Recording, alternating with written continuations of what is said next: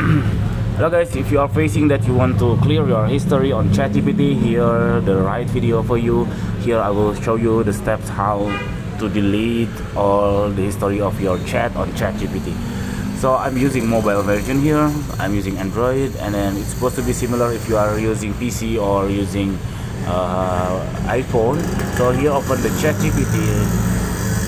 After that you click on the left corner here, and then scroll down until you can find this the profile. This is my profile. Open this one and then click settings.